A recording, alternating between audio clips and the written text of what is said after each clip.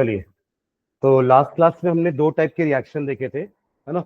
उसके पहले दो ऑलरेडी देख चुके थे, कॉम्बिनेशन एंड डिकम्पोजिशन, है ना। और उसके बाद हमने दो और देखे थे लास्ट क्लास में, displacement and double displacement.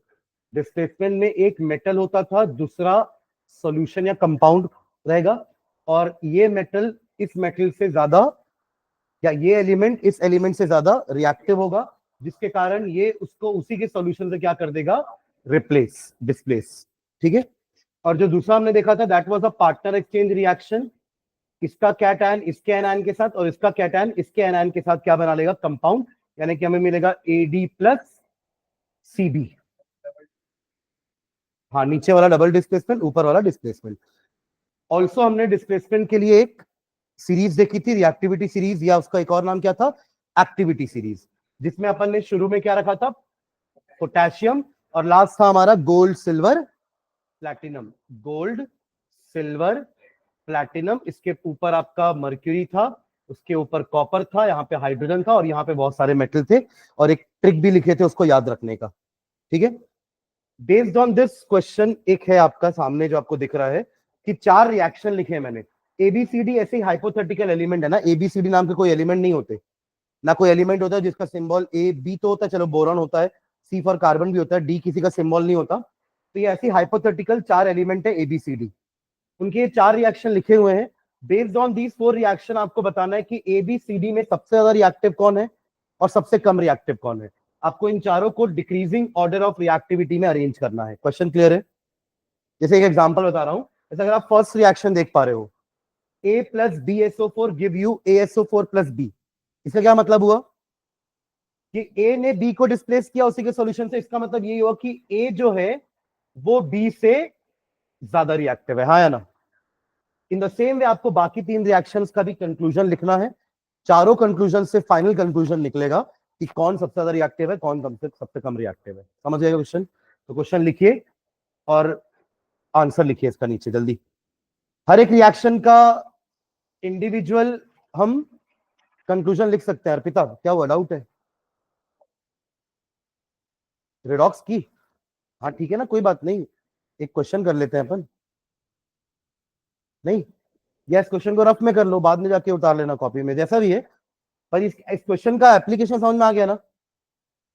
A plus BSO4 give you ASO4 plus B लिखा है, इसका मतलब क्या हो गया, A B से ज्यादा रिएक्टिव है, तभी तो A ने B को सॉल्यूशन से हटाया ना। यही था हमारा डिस्प्लेसमेंट रिएक्शन।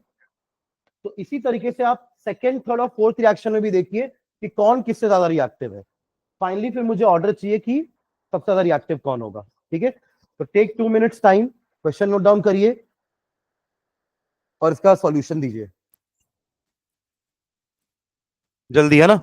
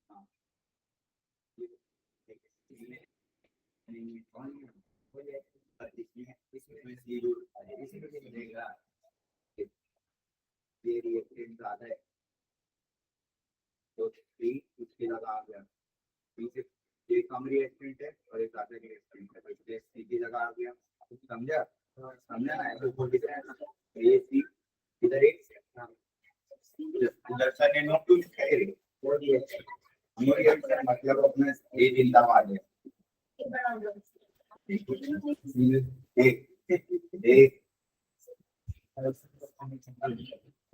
कैसे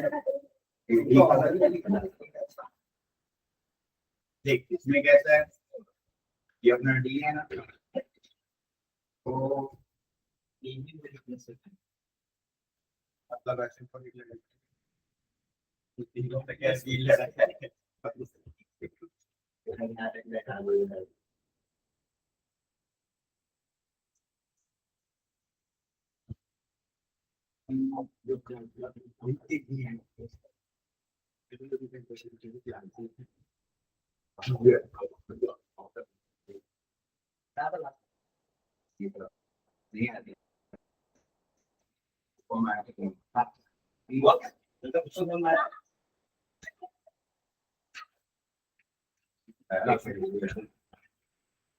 तो क्या है अपने तरह बड़ा बड़ा डिस्ट्रिक्ट रिएक्शन से पे काम करते हैं, ये एक ज्यादा हैवी ज्यादा रिएक्टिव मेटल की कम रिएक्टिव मेटल को सॉल्यूशन बता देना।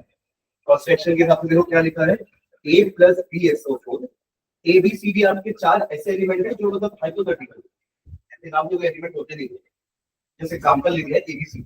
तो फर्स्ट रिएक्शन में क्या दिख रहा है हमको कि A + BSO4 give you ASO4 + B। इसका क्या मतलब हुआ कि A ने B को हटाया ना उसी के सॉल्यूशन से, इसका मतलब A B से ज्यादा रिएक्टिव। ऐसे ही आपको बाकी तीन रिएक्शन से भी लिखना। सेकंड रिएक्शन से क्या समझ में आ रहा है कि C B से ज्यादा रिएक्टिव है, अभी तो C ने B को हटाया ना, और थर्ड रिएक्शन में C A को नहीं हटा पाया, यानी कि C A से कम रिएक्टिव है, यानी कि A C से ज्यादा रिएक्टिव है। समझ गए? तो फर्स्ट रिएक्शन में भी A रिएक्टिव हुआ ज्यादा B से, फिर इधर B रिएक्टिव C से है, इधर A C से भी रिएक्टिव है, मतलब A तो तीनों से रिएक्टिव है। अगर मैं ABC की बात करूं तो A is more reactive than B is more reactive than C। अब लास्ट रिएक्शन से ये पता चल रहा है कि B is more reactive than B, है ना? B ने D को रिप्लेस किया ना, तो फाइनल ऑर्डर क्या होगा? फाइनल ऑर्डर सबसे ज्यादा रिएक्टिव तो A ही है ना? उसके बाद C, क्योंकि C ने B को तो रिप्लेस किया सेकेंड रिएक्शन के हिसाब से, है ना? सेकेंड रिएक्शन में C is more reactive than B, third के हिसाब से A is more reactive than C, क्योंकि C ने A को रिप्लेस नहीं कर पाया, और थर्ड के हिसाब से B is more reactive than D। ठीक है, तो सबसे रिएक्टिव कौन हुआ? A। फिर उसके बाद C। देखो B भले D से रिएक्टिव है, बट B C से तो कम रिएक्टिव है ना, और C जब देखो जब B D से रिएक्टिव है तो ऑब्वियसली C भी D से रिएक्टिव होगा, क्योंकि C तो B से भी ज्यादा रिएक्टिव है ना। समझ रहे हो मैं क्या बोल रहा हूं? तो सब इसके बाद क्या जाएगा आपका C, और फिर B, और सबसे लास्ट में होगा D। तो ACBD इज द आंसर। वो भी समझ में आया क्या? देखो A is more reactive than B, और C भी B से ज्यादा रिएक्टिव है। मतलब अगर मुझे A B C में से करना होता तो A और C दोनों ही B से रिएक्टिव है। यहां तक क्लियर है? उसके बाद A C से भी रिएक्टिव है, A C से रिएक्टिव है, तो अब इन तीनों में अगर मुझे करना होगा तो A is greater than C is greater than D। यहां तक ठीक है? और लास्ट रिएक्शन के हिसाब से B D से रिएक्टिव है, तो B रिएक्टिव देन D। बाकियों को कंपैरिजन करने की जरूरत नहीं है। बाकी क्यों नहीं? मतलब बाकी A और C भी तो D से रिएक्टिव होंगे ना, क्योंकि A और C B से रिएक्टिव है, B D से रिएक्टिव है, तो डेफिनेटली A और C भी तो D से रिएक्टिव होंगे। समझ आया क्या? मतलब अपनी सीरीज के हिसाब से मान लो अगर कॉपर सिल्वर से रिएक्टिव है ना, क्योंकि कॉपर ऊपर है, कॉपर प्लैटिनम से भी रिएक्टिव है, ठीक है, और कॉपर AU से रिएक्टिव है, और कॉपर इससे भी रिएक्टिव है, मतलब जो ऊपर है वो सबसे रिएक्टिव है। ठीक है, तो इन तीनों में भी हमने देखा कि A is more reactive than C is more reactive than B is more reactive than D। ठीक है, किसी को कंफ्यूजन तो नहीं आ रहा कि सर यहाँ पे A और C तो मोर रिएक्टिव देन D नहीं थे कहीं पे भी रिएक्शन में, बट वो अंडरस्टूड है ना कि अगर B D से रिएक्टिव है और B से दोनों रिएक्टिव है तो डेफिनेटली A और C D से भी रिएक्टिव होंगे, क्योंकि वो तो B से ज्यादा पावरफुल है ना, और B D से पावरफुल है, तो A और C D से भी पावरफुल होंगे। तो ये फाइनल ऑर्डर आ जाएगा। ठीक है, चलिए चलो लास्ट टाइप का रिएक्शन करते हैं, that was oxidation reduction reaction, है ना। हैंड डाल लीजिए, ऑक्सीडेशन रिडक्शन रिएक्शन, ब्रैकेट में रेडॉक्स रिएक्शन। नाम कैसे पढ़ा बताया था ना मैंने, RED came from reduction and ox came from oxidation. ठीक है, चलिए तो इसका सिंपल सा डेफिनेशन है एक लाइन का, कि ऐसे रिएक्शन जिसमें ऑक्सीडेशन और रिडक्शन प्रोसेस साइमल्टेनियसली होते हो। साइमल्टेनियसली मतलब एक साथ एक ही समय पर उसी रिएक्शन में दोनों प्रोसेस हो रहे हैं, उस रिएक्शन को रेडॉक्स बोलते हैं। बट फिर क्वेश्चन ये आता है कि ऑक्सीडेशन और रिडक्शन क्या है, तो पहले ऑक्सीडेशन रिडक्शन समझते हैं, फिर अपने आप रेडॉक्स समझ में आ जाएगा। ठीक है, तो ऑक्सीडेशन क्या होता है समझना, as the word means oxygen और एडिशन दोनों को मिला दिया गया है। ऑक्सीजन और एडिशन को मिला दिए तो बन गया ऑक्सीडेशन। यानी कि इस रिएक्शन में अगर किसी स्पीशीज में ऑक्सीजन का एडिशन हो रहा है तो उस टाइप के रिएक्शन को हम क्या बोलेंगे, ऑक्सीडेशन। हम बोलेंगे कि वो पर्टिकुलर स्पीशीज का क्या हुआ है, ऑक्सीडेशन। जैसे इसका एक सिंपल एग्जांपल रस्टिंग होता है। अब देखिए ना, आयरन अकेला रहता है Fe, पर रस्टिंग में क्या होता है, ऑक्सीजन ऐड हो जाता है। अपन ने देखा ना Fe3O4, Fe2O3, इसको बोलते हैं ऑक्सीडाइज होना, रस्टिंग होना मेटल का। ठीक है, इसकी एक डेफिनेशन और है, ये तो हो गया ऑक्सीजन के टर्म्स में। एक और डेफिनेशन होती है हाइड्रोजन के टर्म्स में, वो होता है रिमूवल ऑफ हाइड्रोजन। अगर किसी स्पीशीज में हाइड्रोजन हट गया है तो भी बोलेंगे कि उस स्पीशीज का क्या हुआ है, ऑक्सीडेशन। और थर्ड डेफिनेशन होती है इलेक्ट्रॉन के रेस्पेक्ट में। इलेक्ट्रॉन समझते हैं, इलेक्ट्रॉन का ही लॉस गेन हो सकता है ना, क्योंकि प्रोटॉन और न्यूट्रॉन तो अंदर रहते हैं न्यूक्लियस के, तो बाहर कौन रहता है, इलेक्ट्रॉन्स। वही शेल्स में, अलग अलग शेल में नंबर ऑफ इलेक्ट्रॉन्स है ना, तो आखिरी शेल से इलेक्ट्रॉन निकल सकता है और आखिरी शेल में इलेक्ट्रॉन बैठ भी सकता है। जो भी करेगा आखिरी नहीं करेगा, समझ रहे हैं क्या, क्योंकि वही शेल सबसे बाहर एक्सपोज्ड है, बाकी शेल्स तो अंदर है और न्यूक्लियस तो और अंदर है। तो जो भी होगा किसमें होता है, आखिरी शेल में। आखिरी शेल को और क्या बोलते हैं, valence shell. Outer most shell is also known as valence shell. तो लॉस ऑफ इलेक्ट्रॉन को भी ऑक्सीडेशन बोला जाता है। Loss of electron is also known as oxidation. Reduction ना इसका जस्ट ऑपोजिट होता है, reduction is just opposite of oxidation. Opposite मतलब क्या हुआ, इसमें ऑक्सीजन का एडिशन हुआ था, यहां पे ऑक्सीजन का सब्ट्रैक्शन होगा या लॉस होगा, समझ लो। यहां पे हाइड्रोजन का सब्ट्रैक्शन हो रहा था या लॉस हो रहा था, यहां पे हाइड्रोजन का गेन होगा। अगर किसी स्पीशीज में हाइड्रोजन ऐड हो रहा है, इसका मतलब उस स्पीशीज का क्या हुआ है, रिडक्शन। ठीक है, और वैसे ही इसका भी उल्टा क्या हो जाएगा, इलेक्ट्रॉन का गेन। ये इलेक्ट्रॉन का लॉस था तो ये इलेक्ट्रॉन का गेन हो रहा है। समझ रहे हैं क्या, एक एग्जांपल समझना, इलेक्ट्रॉन वाले का एग्जांपल समझना। Na+Cl2, Na क्या है, सोडियम, एंड Cl2 क्या है, क्लोराइड नहीं बोलेंगे, क्लोरीन। क्लोराइड तो वो कंपाउंड बनने के बाद बनता है, नाम में कंफ्यूजन मत होना, नहीं होना चाहिए, समझ रहे हैं क्या। अभी ये क्लोरीन है, अभी ये नॉन मेटल है, सब समझ रहे हैं क्या, अभी अपने ये एलिमेंटल अपने मॉलिक्यूल फॉर्म में है, इसके साथ और कोई अटैच नहीं है ना, जब तक ये अकेला है तब तक वैसे ही रहेगा। वो होता है ना, शादी के बाद लड़की लोग का नाम में सरनेम चेंज हो जाता है, ऐसे याद रख सकते हैं क्या, तो समझ लो इसकी और इसकी शादी हुई, तो अब ये है आदमी, तो इसका नाम चेंज नहीं हुआ और इसका लास्ट में सरनेम चेंज हो गया, क्लोरीन की जगह क्लोराइड हो गया। कैसे, तो भी याद रखो। ठीक है, तो ये क्लोरीन है, ये क्लोराइड है, शादी के बाद नाम चेंज हो गया। Am I clear. ठीक है, चलो तो अब देखो यहां क्या हुआ है, यहां पे सोडियम ने ना एक इलेक्ट्रॉन लूज किया है, तब जाके वो यहां पे क्या बना है, Na+। इसका फॉर्मूला कैसे बनता है, Na+ एंड Cl-, यही दोनों होते हैं ना, फिर अपन क्रिस क्रॉस करते हैं तो फॉर्मूला बन जाता है NaCl, करेक्ट। तो यहां इलेक्ट्रॉन का लॉस और गेन हो रहा है, कैसे, Na ने अपना एक इलेक्ट्रॉन लूज किया, बन गया Na+, दोनों Cl ने मिलके एक एक इलेक्ट्रॉन गेन किया, पर इलेक्ट्रॉन तो एक ही आ रहा है ना वहां से, तो वैसे भी इक्वेशन बैलेंस नहीं है अभी। कैसे करोगे बैलेंस इसको, कहां 2 लगाऊं, यहां पे, ओके, और Na के आगे बराबर।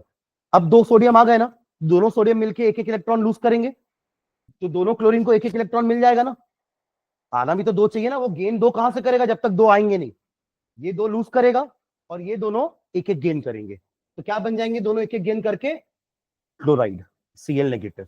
समझ रहे हैं क्या? तो Na पॉजिटिव कैसे बना? बाय लॉस ऑफ इलेक्ट्रॉन, और Cl नेगेटिव कैसे बना? By gain of electron. यानी कि इसका क्या हुआ है? ऑक्सीडेशन, और इसका क्या हुआ है? रिडक्शन। Am I clear? और बन गया NaCl। इनफैक्ट केमिस्ट्री में हर रिएक्शन रिडॉक्स होता है। क्यों ऐसा बोल रहे हैं अपन? क्योंकि इलेक्ट्रॉन का ऐसा ट्रांसफर तो हर रिएक्शन में होता है। प्लस ऑक्सीजन हाइड्रोजन के अलावा, ध्यान से समझना, ऑक्सीजन क्या है? एक नॉन मेटल है। क्या है? एक नॉन मेटल। और एक और नाम होता है नॉन मेटल को, हम इलेक्ट्रोनेगेटिव भी बोलते हैं। क्यों इलेक्ट्रोनेगेटिव बोलते हैं समझना है यहाँ पे, क्योंकि नॉन मेटल इलेक्ट्रॉन गेन करके नेगेटिव चार्ज गेन कर लेते हैं। That is why non metals are also known as electronegative element. Electronegative element. तो वैसे ही मेटल को क्या बोलेंगे? इलेक्ट्रोपॉजिटिव, क्योंकि ये इलेक्ट्रॉन लूज करके पॉजिटिव चार्ज गेन किया और ये इलेक्ट्रॉन गेन करके नेगेटिव चार्ज गेन किया, तो ये मेटल कहलाते हैं इलेक्ट्रोपॉजिटिव और नॉन मेटल कहलाते हैं इलेक्ट्रोनेगेटिव। समझ रहे हैं क्या? तो यहां पे डेफिनेशन में मैं एक थोड़ा छोटा सा एडिशन और कर रहा हूं। Oxidation is a process which involves addition of oxygen और एनी अदर इलेक्ट्रोनेगेटिव एलिमेंट। कोई भी अगर इलेक्ट्रोनेगेटिव एलिमेंट का भी एडिशन हो रहा है, क्योंकि ऑक्सीजन खुद अपने आप में इलेक्ट्रोनेगेटिव है, उसके अलावा कोई और इलेक्ट्रोनेगेटिव एलिमेंट का भी अगर एडिशन हो, जैसे कि सल्फर, फॉस्फोरस, जितने भी नॉन मेटल हैं सारे इलेक्ट्रोनेगेटिव एलिमेंट्स होते हैं। तो अगर किसी चीज में इलेक्ट्रोनेगेटिव एलिमेंट का एडिशन हो रहा है तो उसको ऑक्सीडेशन बोलेंगे। और यहां पे मैं एक चीज और ऐड कर देता हूं, हाइड्रोजन और इलेक्ट्रोपॉजिटिव एलिमेंट। देखो हाइड्रोजन की एक प्रॉपर्टी होती है, वो दोनों है, इलेक्ट्रोपॉजिटिव भी होता है, इलेक्ट्रोनेगेटिव भी होता है। मतलब आपको H+ भी दिखेगा और H- भी होते हैं। H+ भी होता है और H- भी होता है। ठीक है, इसका नाम चेंज नहीं होता, इसका नाम हाइड्रोजन आयन ही रहता है, पर ये तो आयन है ना, तो इसका नाम हो जाता है हाइड्राइड। जैसे ऑक्साइड है, ऑक्सीजन से ऑक्साइड आया, नाइट्रोजन से नाइट्राइड आता है, फॉस्फोरस से फॉस्फाइड आता है, सल्फर से सल्फाइड आता है, वैसे हाइड्रोजन से क्या आएगा? हाइड्राइड। सब में आइड लगता है ना लास्ट में, सल्फर से सल्फाइड, ऑक्सीजन से ऑक्साइड, तो ये भी नेगेटिव हुआ तो हाइड्राइड नहीं आएगा। Am I clear? तो हाइड्रोजन दोनों होता है, इलेक्ट्रोपॉजिटिव भी होता है, इलेक्ट्रोनेगेटिव भी होता है। तो यहीं पे अपन एक और डेफिनेशन में ऐड कर रहा हूं, रिमूवल ऑफ हाइड्रोजन या एनी अदर इलेक्ट्रोपॉजिटिव एलिमेंट। अगर ऐसा भी होता है तो भी अपन उसको क्या बोलेंगे? ऑक्सीडेशन। तो इससे मैंने कहा कि केमिस्ट्री में सारे रिएक्शन रिडॉक्स होते हैं, लेकिन सब रिएक्शन में कुछ ना कुछ इनमें से तो होता ही है, और वो भी साइमल्टेनियसली होता है। जैसे हमने इस रिएक्शन में देखा ना, ये दोनों प्रोसेस साइमल्टेनियसली हो रहे थे कि नहीं? अगर एक ने इलेक्ट्रॉन लूज किया तो दूसरा गेन भी करेगा, तब तो लॉस और गेन बराबर होगा ना, law of conservation of mass, तभी तो होगा। एक ने लूज किया, दूसरे ने गेन किया, बराबर हो गया। ठीक है, चलिए डेफिनेशन लिखते हैं दोनों की। लिखेंगे डेफिनेशन, पहले ऑक्सीडेशन को डिफाइन करते हैं, ये चलो पहले रिडॉक्स को डिफाइन करते हैं, फिर एक एक करके दोनों को डिफाइन करेंगे। लिखो नीचे, the reaction in which the reaction in which oxidation and reduction the reaction in which oxidation and reduction the reaction in which oxidation and reduction takes place simultaneously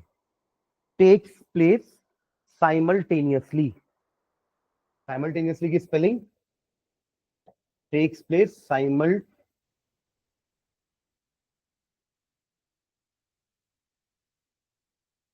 simultaneously, यानी कि एक साथ हो रहा है। takes place simultaneously is called a redox reaction. Is called a redox reaction. Is called a redox reaction. ठीक है, oxidation and reduction takes place simultaneously is called a redox reaction. अब ऑक्सीडेशन और रिडक्शन को define करते हैं। लिख लो सब हेडिंग, ऑक्सीडेशन। ऑक्सीडेशन, तीनों डेफिनेशन लिखेंगे इसके अपन, और तीनों के एग्जांपल भी लिखेंगे। ठीक है, चलिए लिखना ऑक्सीडेशन का definition. Oxidation is a reaction which involves oxidation is a reaction which involves oxidation is a reaction which involves the addition of oxygen. Oxidation is a reaction which involves the addition of oxygen or any other electronegative element, or any other electronegative element, or any other electronegative element. आपको अगर कुछ example लिखने हैं तो electronegative element के example लिख लीजिए bracket में, और एनी अदर इलेक्ट्रोनेगेटिव एलिमेंट में आप एग्जांपल लिख लीजिए। क्लोरीन, Cl शॉर्ट फॉर्म में लिख लो, Cl क्लोरीन हो गया, कॉमा S लिख लो, S मतलब सल्फर, सुन रहे हैं? फिर कॉमा P लिख लो, फॉस्फोरस, कॉमा Br लिख लो, ब्रोमीन, कॉमा F लिख लो, फ्लोरीन। ये सब आपके इलेक्ट्रोनेगेटिव एलिमेंट है, एक्सेट्रा करके छोड़ देना। जितने भी नॉन मेटल्स हैं वो सब क्या है? Electronegative element. ठीक है, चलिए और करके लिखो नीचे। और एक और डेफिनेशन, अभी आपने एक डेफिनेशन लिख दी और अब सेकंड डेफिनेशन लिखेंगे। लिखिए second definition, oxidation is a reaction which involve, oxidation is a reaction which involves, oxidation is a reaction which involves removal of hydrogen, removal of hydrogen or any other electropositive element, removal of hydrogen or any other electropositive element, removal of hydrogen और any other electropositive element. अब electropositive में क्या example आएंगे? सारे metal हो सकते हैं, sodium हो गया, पोटेशियम हो गया, आयरन हो गया, मैग्नीशियम हो गया, कैल्शियम हो गया, ये सब क्या है? In fact all metals are electropositive in nature. ठीक है, चलिए एक और डेफिनेशन, और थर्ड डेफिनेशन देखो, ये मैं लिखवा रहा हूं थर्ड, तीनों इसके बाद रिडक्शन की तीनों आप लिखेंगे अपने से ना, पूरा उल्टा हो जाएगा। हाँ लिखिए third definition, oxidation is a process which involve, oxidation is a process which involves loss of electron. Oxidation is a process which involves loss of electrons. Loss of LOSS, loss of electrons. ठीक है, चलिए तीनों का example लिखते हैं।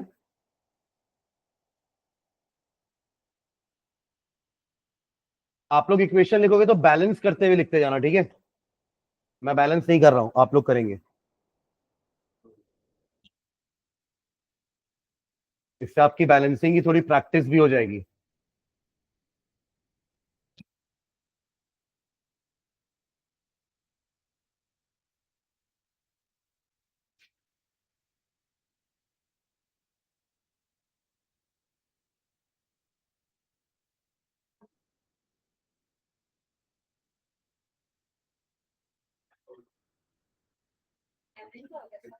Manganese, कौन पूछा? Manganese है ना, Mn मैंगनीज होता है।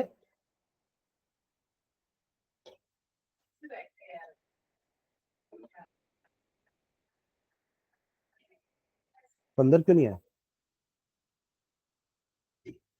और Mg मतलब मैग्नीशियम होता है ना, दोनों में कंफ्यूज नहीं होंगे, ठीक है? Manganese and magnesium.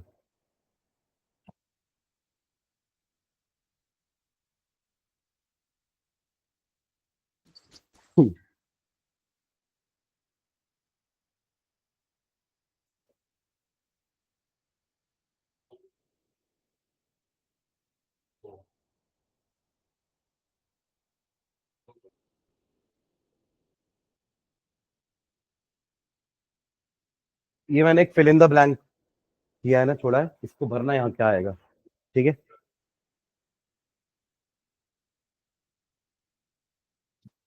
बैलेंसिंग भी करेंगे और इस वाले को कंप्लीट भी करेंगे, है ना? जिसकी का उतनी जगह छोड़ देना ना देख करके।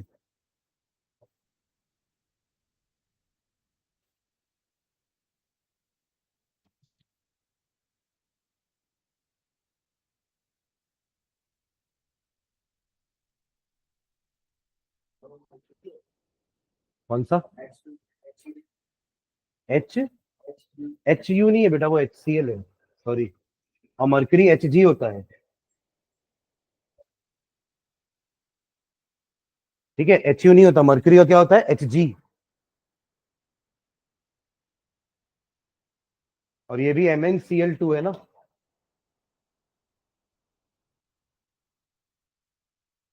साइड में आप लोग लिख लेना Mn क्या है, क्योंकि Mn शायद आपने पहली बार देखा होगा, है ना।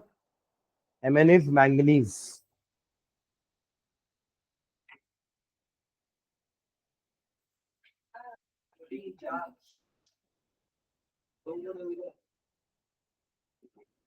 टोटल क्लोरीन 4 है ना यहाँ पे, तो यहाँ 4HCl होगा।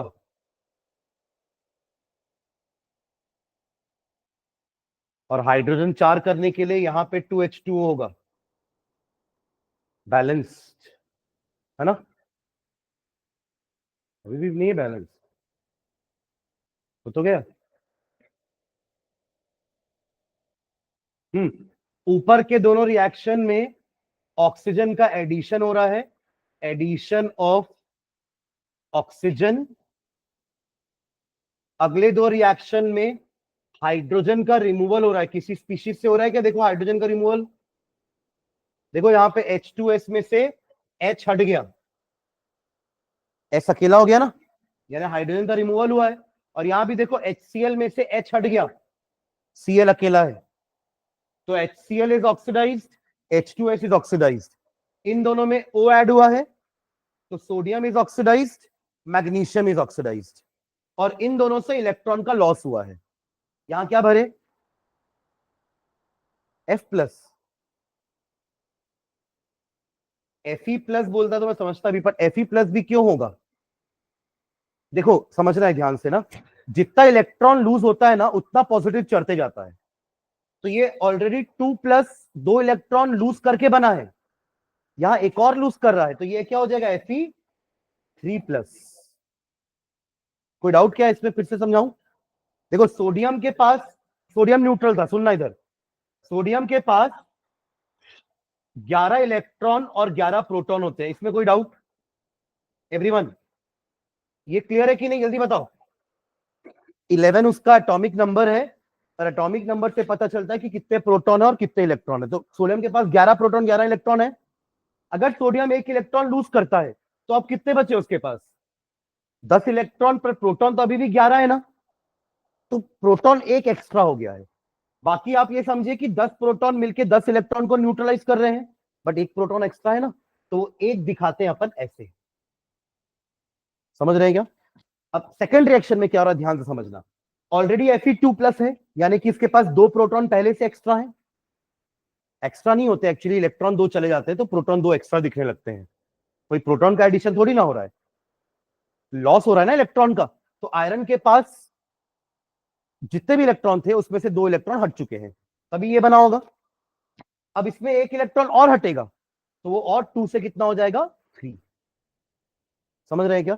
यानी कि समरी क्या है समझना, इलेक्ट्रॉन जितने लूज होते जाएगा ना, उतना पॉजिटिव चार्ज बढ़ता जाएगा, और इलेक्ट्रॉन जितना गेन करोगे ना, उतना नेगेटिव चार्ज बढ़ता जाएगा।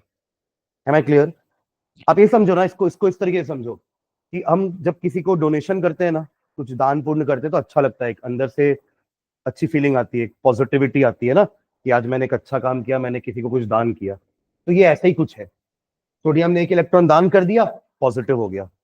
इसने भी एक इलेक्ट्रॉन दान कर दिया और पॉजिटिव हो गया। ठीक है। और वही अगर कोई इलेक्ट्रॉन गेन करेगा, किसी से कुछ लिया है उसने ना, तो उसको हमेशा एक फील होगा कि यार मैंने किसी की हेल्प ली, किसी ने मुझ पर एहसान किया, तो उसके अंदर एक नेगेटिव फीलिंग रहेगी। समझ रहे ना? तो इलेक्ट्रॉन के गेन से नेगेटिव चार्जेस बढ़ता है, और इलेक्ट्रॉन के लॉस से पॉजिटिव चार्ज बढ़ता है। क्लियर है ये? तो दोनों रिएक्शन समझ में आ गए। लास्ट के दो रिएक्शन, लास्ट के दो रिएक्शन किसके लिए लिखे गए अपन? Loss of electron. जो जो तीनों अपन ने डेफिनेशन लिखी है ना, उन तीनों डेफिनेशन के लिए दो दो एग्जांपल लिखे हैं। यहां क्या लिख दो? Loss of electron. ठीक है। बाकी आप लोगों ने इक्वेशन बैलेंस कर लिए सारे। ऊपर में क्या आएगा? यहाँ पे 2Na आ जाएगा, और यहाँ पे 2Mg 2MgO, 2Na नहीं आएगा, सॉरी, 4Na आएगा, क्योंकि यहाँ पे 2 लगाना पड़ेगा, ऑक्सीजन 2 हो जाएगा, तो 4Na लगेगा बराबर। ठीक है, ओके। और थर्ड थर्ड के लिए क्या किए?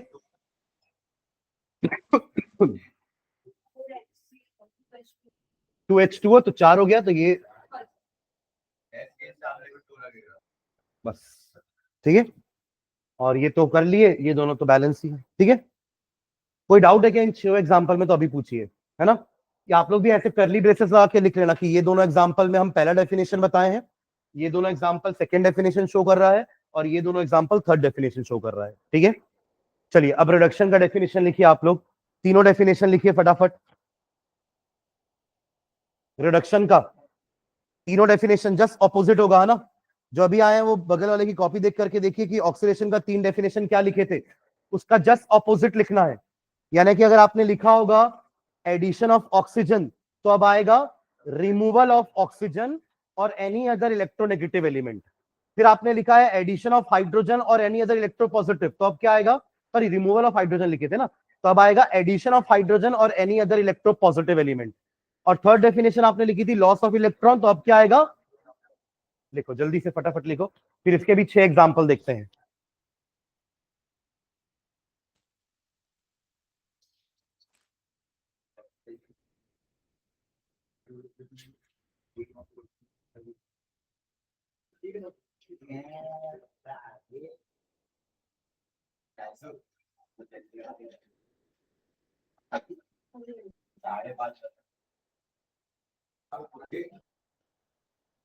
एडिशन ऑफ हाइड्रोजन,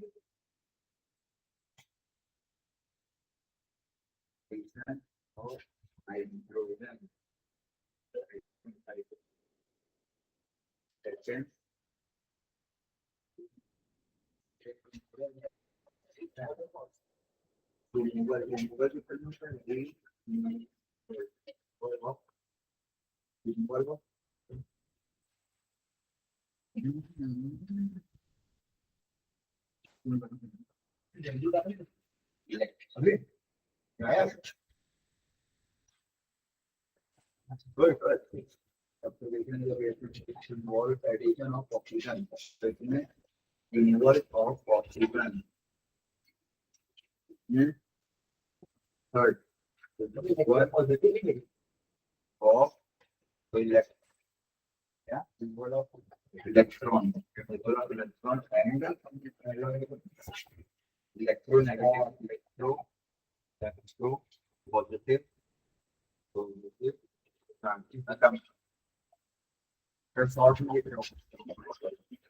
यहाँ लिखना एडिशन ऑफ हाइड्रोजन और any other electropositive element, removal of oxygen और एनी अदर इलेक्ट्रोनेगेटिव एलिमेंट। यहाँ तो सिर्फ इलेक्ट्रॉन ही आएगा ना।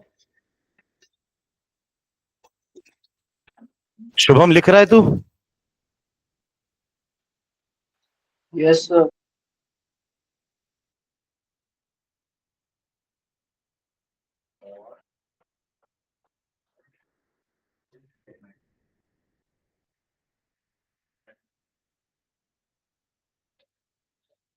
चलिए इसके एग्जांपल लिखते हैं।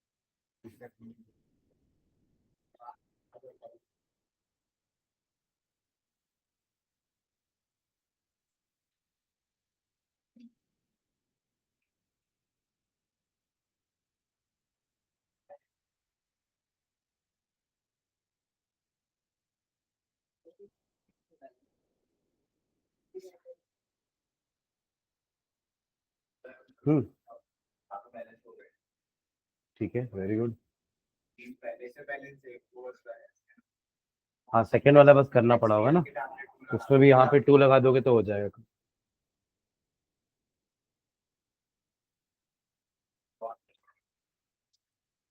इन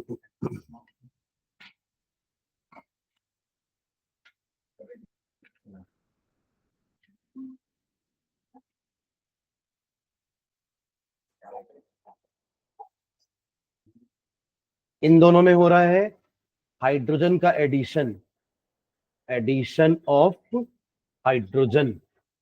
इन दोनों में हो रहा है removal of oxygen. Can you सी?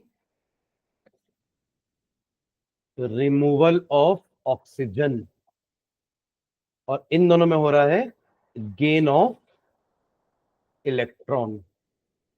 इन दोनों का प्रोडक्ट भी लिख देना है ना, लिख दिए क्या?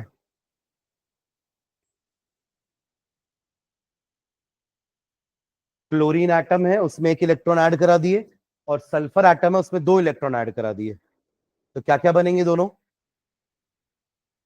हाँ, पहला वाला हो जाएगा Cl1- और दूसरा, हाँ हाँ S2-, सिंपल। इतना क्या सोचना, अभी तो मैंने बताना, मैंने जितना इलेक्ट्रॉन गेन करेगा उतना नेगेटिव चार्ज बढ़ाते जाना, और जितना इलेक्ट्रॉन लूज करेगा उतना पॉजिटिव चार्ज बढ़ाते जाना। जैसे मैग्नीशियम अगर एक इलेक्ट्रॉन लूज करता है तो Mg1+ बोलोगे, सुन रहे हो इधर? मैग्नीशियम अगर एक इलेक्ट्रॉन लूज करेगा तो Mg1+ बोलोगे, एक और लूज कर दिया तो Mg2+। ठीक है?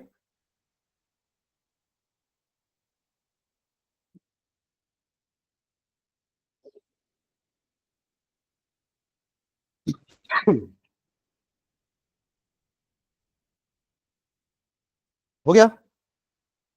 अगर आप थर्ड और फोर्थ रिएक्शन, इनफैक्ट सारे रिएक्शन को ध्यान से देखोगे ना, तो सब में ऑक्सीडेशन भी हो रहा है।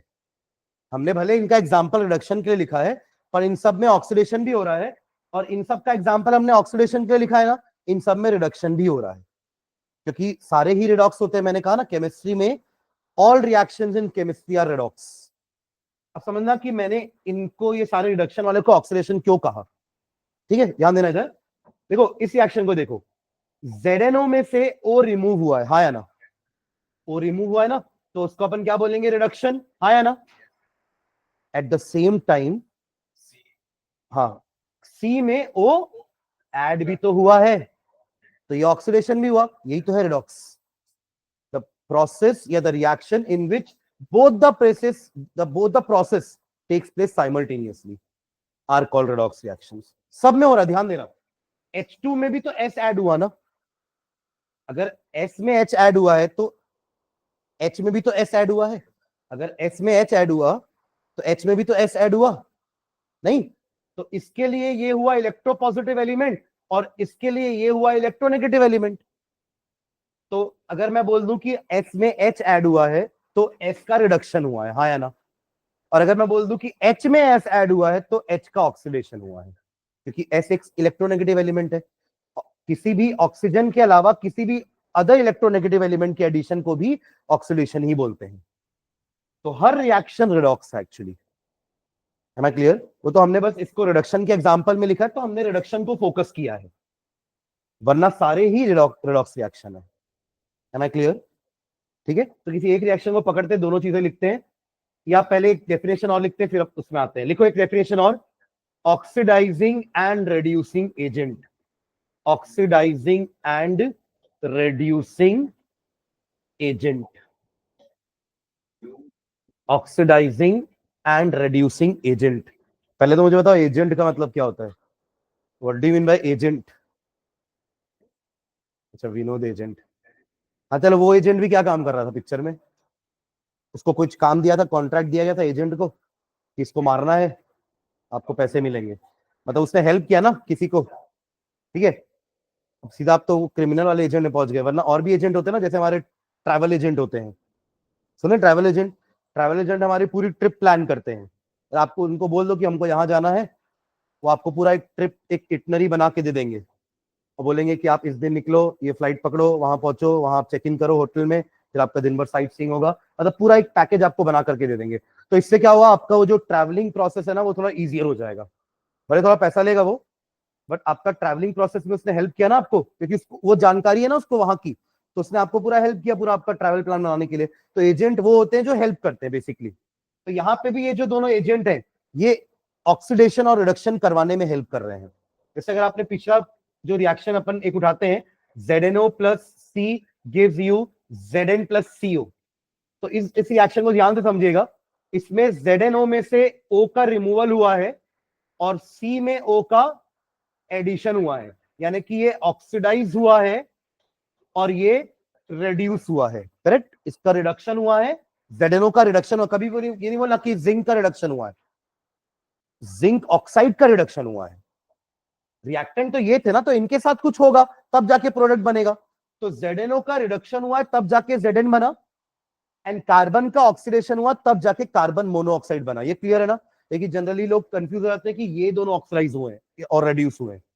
देखिए क्वेश्चन पूछता है आइडेंटिफाई, अभी लिखना मत इसको, मैं लिखूंगा आइडेंटिफाई, पहला सब्सटेंस ऑक्सीडाइज्ड, तो इसका आंसर क्या होगा? सी। इसका आंसर क्या होगा? सी का ऑक्सीडेशन हुआ है। Identify the substance oxidise in the above reaction, तो जिसमें O ऐड हुआ है उसका ऑक्सीडेशन हुआ है ना, तो किसमें O ऐड हुआ है? सी में। And identify the substance reduced, तो Zn नहीं, ZnO, क्योंकि ZnO में से O हटा है तब जाकर के वो रिड्यूस हुआ है। Am I clear? यानी इन दोनों का आंसर रिएक्टेंट में से ही होगा, प्रोडक्ट इनके आंसर नहीं होते हैं। इनके आंसर कहां से मिलेंगे आपको? रिएक्टेंट साइड से ही मिलेंगे। प्रोडक्ट तो बन रहे हैं ना, उनका क्या रोल है उसमें? यहां तक क्लियर है?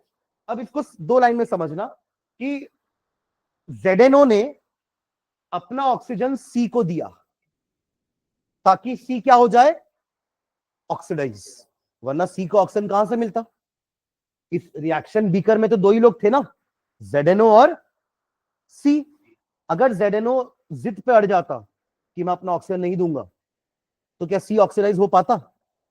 तो अल्टीमेटली ZNO ने C को हेल्प किया है ऑक्सीडाइज होने में, हाँ है ना? तो ZNO कहलाएगा ऑक्सीडाइजिंग एजेंट। क्लियर है? इसी को अगर अपन उल्टा तरीके से बोले कि कार्बन ने ZNO का ऑक्सीजन ले लिया ताकि ZNO रेड्यूस हो सके, तो कार्बन कहलाएगा रेड्यूसिंग एजेंट। तो इसी में दो क्वेश्चन और आता है, identify oxidising agent and identify reducing agent. तो जिसका ऑक्सीडेशन हुआ वो रेड्यूसिंग एजेंट होते हैं और जिनका रिडक्शन हुआ वो ऑक्सीडाइजिंग एजेंट होते हैं। देखो ना, इसी का रिडक्शन हो रहा था ZNO का, और वो क्या है? Oxidising agent. और कार्बन का ऑक्सीडेशन हो रहा था, तो कार्बन क्या है? Reducing agent. क्योंकि दोनों की डेफिनेशन उल्टी है ना, इसलिए जिसका ऑक्सीडेशन हो रहा है वही रेड्यूसिंग एजेंट है और जिनका रिडक्शन हो रहा है वही ऑक्सीडाइजिंग एजेंट है। Am I clear? Oxidising agent को डिफाइन कैसे करेंगे? ऑक्सीडाइजिंग एजेंट को ऐसा सब्सटेंस जो ऑक्सीजन डोनेट करे, तभी तो आप गेन कर पाओगे। मान लो इसको ऑक्सीडाइज होना है ना, प्रियांशु को क्या होना है? ऑक्सीडाइज होना है। अगर मैं इसको ऑक्सीजन दे दूंगा तो ये ऑक्सीडाइज हो जाएगा, क्योंकि ये डेफिनेशन है ना ऑक्सीडेशन की। क्या है पहली डेफिनेशन ऑक्सीडेशन की? Addition of oxygen. तो मैंने इसको हेल्प किया ना ऐड होने में, तो मैं हुआ ऑक्सीडाइजिंग एजेंट, इसका हो गया ऑक्सीडेशन। या फिर दूसरी डेफिनेशन क्या है ऑक्सीडेशन की? Removal of hydrogen. अगर इससे मैंने हाइड्रोजन ले लिया तो भी ऑक्सीडाइज हो जाएगा। क्या बोलते हैं? होगा ना? मतलब दो तरीके हो गए ना ऑक्सीडेशन करने के, या तो मैं इसको ऑक्सीजन दे दूं तो भी ऑक्सीडाइज हो जाएगा, या मैं इससे हाइड्रोजन ले लूं तो भी ऑक्सीडाइज हो जाएगा, या मैं इससे इलेक्ट्रॉन ले लूं तो भी ऑक्सीडाइज हो जाएगा। तीनों केस में मैंने इसकी हेल्प करी ना, आइदर बाय गिविंग ऑक्सीजन और बाय टेकिंग हाइड्रोजन और by taking electron. Am I clear? जो आपकी ऑक्सीडेशन की डेफिनेशन को फुलफिल कर रहा हो वही ऑक्सीडाइजिंग एजेंट होगा। मैंने इसको ऑक्सीजन दिया, मैंने इससे हाइड्रोजन लिया, मैंने इससे इलेक्ट्रॉन लिया, तीनों केस में मैंने इसको हेल्प किया ऑक्सीडेशन करने के लिए, तो मैं हुआ ऑक्सीडाइजिंग एजेंट और ये हो जाएगा, इसका हुआ है ऑक्सीडेशन, इसका हुआ है ऑक्सीडेशन। अब इलेक्ट्रॉन मैंने लिया तो मेरा गेन ऑफ इलेक्ट्रॉन हो गया ना, हाइड्रोजन मैंने लिया तो मेरा गेन ऑफ हाइड्रोजन हो गया, और ऑक्सीजन मैंने दिया तो मेरा लॉस ऑफ ऑक्सीजन भी हो गया। इसका मतलब मैं मजाक मजाक में रिड्यूस हो गया, मैं गया था इसको ऑक्सीडाइज करने, पर बदले में मैं क्या हो गया, रेड्यूस। समझ रहे हैं क्या, मतलब जो ऑक्सीडाइजिंग एजेंट होता है उसी का रिडक्शन हो जाता है, एंड वाइस वर्सा, जिसका ऑक्सीडेशन हुआ है वो रिड्यूसिंग एजेंट हो जाएगा, और जिसका रिडक्शन हुआ है वो ऑक्सीडाइजिंग एजेंट था। अभी क्लियर है क्या, थोड़ा सा कंफ्यूजिंग है बट अपोजिट है सारा चीजें।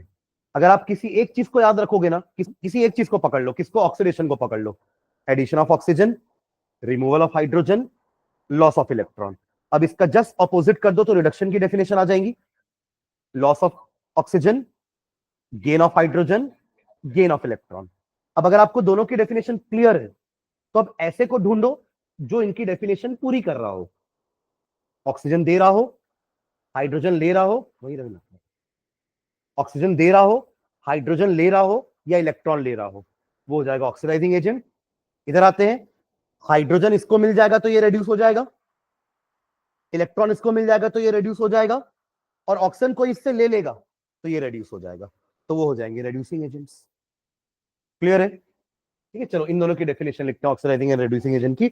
लिखिए definition, oxidising agent is a substance, oxidising agent is a substance. अच्छा मुझे एक डिफरेंस बताना, ऑक्सीडेशन में और ऑक्सीडाइजिंग एजेंट में क्या डिफरेंस है? ऑक्सीडेशन में, हाँ क्या है ऑक्सीडेशन, हाँ ऑक्सीडेशन एक प्रोसेस है और ऑक्सीडाइजिंग एजेंट एक सब्सटेंस है। आप देखो ना डेफिनेशन शुरुआत कैसे की आपने, वहां आप डेफिनेशन की शुरुआत कैसे की थे, oxidation is a process which involves gain of oxygen, loss of hydrogen, loss of electron. तो ऑक्सीडेशन रिडक्शन एक प्रोसेस होता है और उस प्रोसेस को जो करवाने में हेल्प करता है वो सब्सटेंस ऑक्सीडाइजिंग और रिड्यूसिंग एजेंट कहलाता है। तो मेजर डिफरेंस तो यही है, ऑक्सीडेशन एक प्रोसेस है और ऑक्सीडाइजिंग एजेंट एक सब्सटेंस है, ठीक है। हाँ, तो it is a substance which gives oxygen, सही लिख रहे हैं, अरे हाँ या ना, विच गिव्स होगा कि विच रिमूव्स ऑक्सीजन, विच गिव्स होगा ना, तब तो सामने वाला ऑक्सीडाइज होगा भाई, विच गिव्स ऑक्सीजन और रिमूव्स हाइड्रोजन, ये सही है रिमूव कि ये भी गिव लिखूं, सही आ रहा है ना, विच गिव्स ऑक्सीजन और रिमूव हाइड्रोजन और रिमूव इलेक्ट्रॉन्स। तीनों एक साथ लिख देते हैं, ठीक है, अलग अलग नहीं लिखते। Oxidising agent is a substance which gives oxygen और रिमूव्स हाइड्रोजन और रिमूव्स इलेक्ट्रॉन, ठीक है। अब इसका उल्टा लिख दो ना, reducing agent.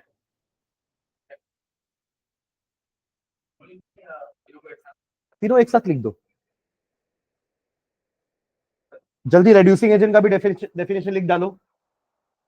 Reducing agent is a substance which gives hydrogen or removes oxygen or gives electron.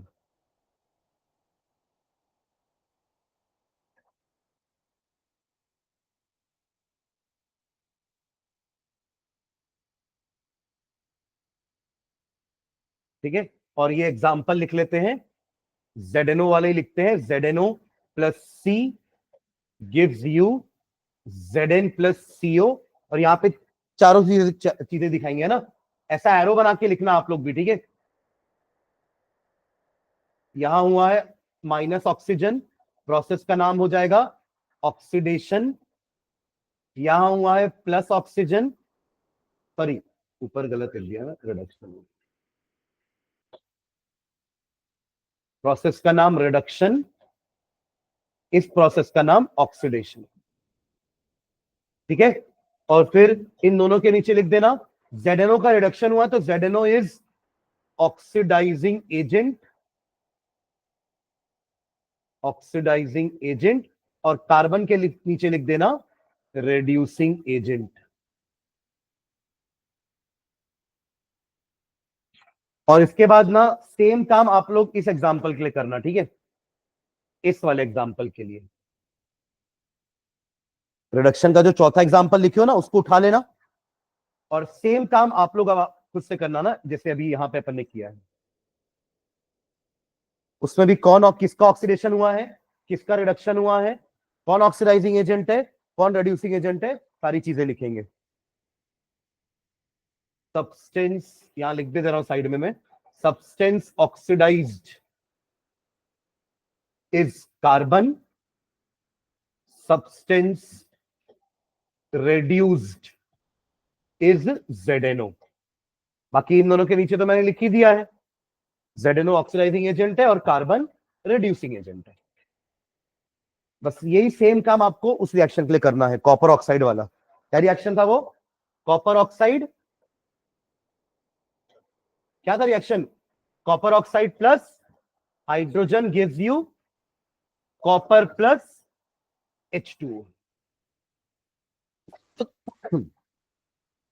ये आपको थोड़ा डिस्प्लेसमेंट जैसा नहीं दिख रहा है? दिख रहा है? कार्बन, ये कॉपर और हाइड्रोजन में कौन ऊपर होता है सीरीज में? Hot cage, H for hydrogen, C for copper, cage. दिखा क्या? हाइड्रोजन ऊपर होता है रिएक्टिविटी सीरीज में और कॉपर नीचे, इसलिए हाइड्रोजन कॉपर को हटा पाया ना। नहीं दिख रहा आपको डिस्प्लेसमेंट? दिख रहा है कि नहीं? जल्दी बताओ। कॉपर लेस रिएक्टिव है, हाइड्रोजन मोर रिएक्टिव है, तो हाइड्रोजन ने कॉपर को उसी के सॉल्यूशन से हटा डाला। ठीक है, तो कॉपर अकेला हो गया। इसको भी ऐसे लिख लियो पूरा, साइड में ये दोनों लिख लियो, सब्सटेंस ऑक्सीडाइज, सब्सटेंस रिड्यूस्ड। ठीक है,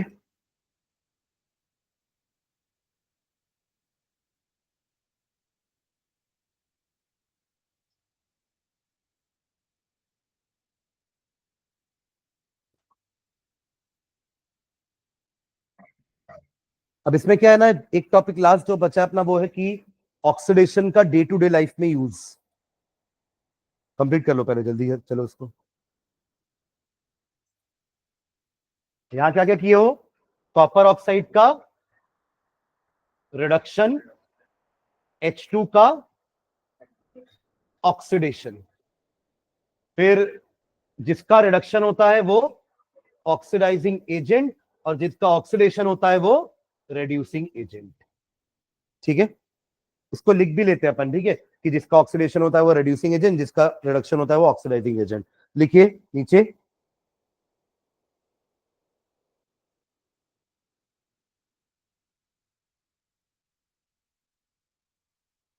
the substance which gets oxidized, the substance which gets oxidized, the substance which gets oxidized, the substance which gets oxidized acts as a reducing agent, the substance which gets oxidized acts as a reducing agent, whereas, अब इसका दूसरा line लिखोगे क्या? क्या होगा दूसरा line? whereas the substance which gets reduced act as a oxidizing agent। Complete कर लो। whereas the substance which gets reduced acts as a oxidizing agent।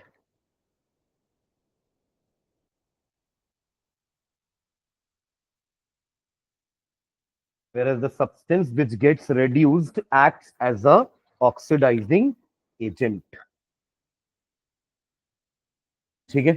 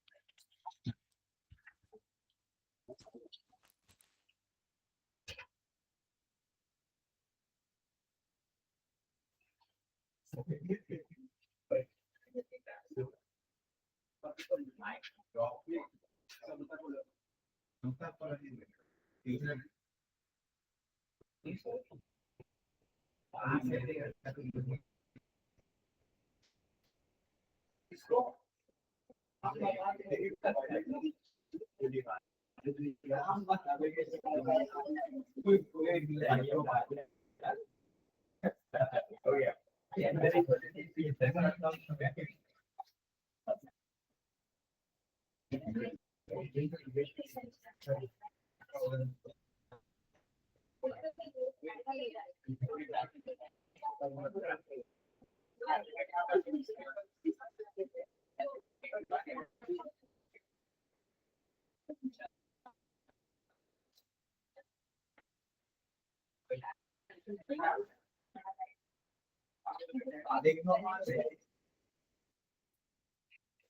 है, इसके अलावा ना एक टॉपिक और है हमारा, वो है ऑक्सीडेशन का डे टू डे लाइफ में यूज।